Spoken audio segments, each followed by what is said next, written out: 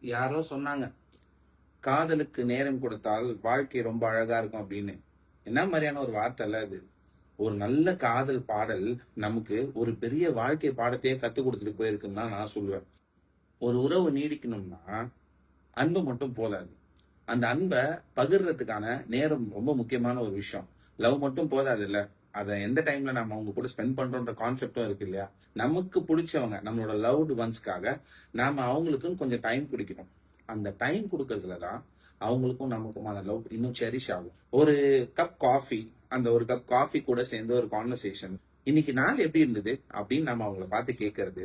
இன்னைக்கு இருக்கிற மக்களுக்கு இது எதுவுமே புரியறது இல்ல. கல்யாணத்துக்கு முன்னாடி அது லவ் மேரேஜா இருந்தாலும் சரி, அரேஞ்ச் மேரேஜா இருந்தாலும் சரி, அவங்கள மீட் பண்றதுக்காக நாம தனியா ஒரு டைம் ஸ்பெண்ட் பண்ணி அவங்கள போய் பார்ப்போம். ஆனா கல்யாணத்துக்கு அப்புறமா போன் எடுத்து பார்த்தா ஒய்ஃபோட மிஸ் கால்ஸ் மட்டுமே நிறைய இருக்குல்ல. இதெல்லாம் சின்ன விஷயம் மாதிரி தான் தெரியும். ஆனா இதுதான் பெரிய உறவுகளை நம்ம கூட ரொம்ப அந்யோன்யமா வச்சுக்கிறதுக்கான முக்கியமான ஒரு விஷயம். இந்த பாடல் நமக்கு ஞாபகப்படுத்துறது பெரிய பெரிய உறவுகளுக்கு அடித்தளமா இருக்கிறது பரிசுகள் இல்ல, அவங்க கிட்ட நாம ஸ்பெண்ட் பண்ற அந்த டைம் மட்டும் தான் அப்படின்றத. நான் என்ன சொல்றேன்னா, கடிகாரம் ஓடிக்கிட்டே இருக்கும், காதல் அதுக்காக வெயிட் பண்ணிக்கிட்டு இருக்காது. நாம லவ் பண்றவங்களோட கொஞ்சம் டைம் ஸ்பெண்ட் பண்ணலாம். அது நிறைய மெமரிஸை நம்ம கொடுக்கும். அது என்ன பாட்டு? ஆ, நியூயார்க் நகரம் உறங்கும் நேரம். கேட்டுதான் பாருங்களேன்.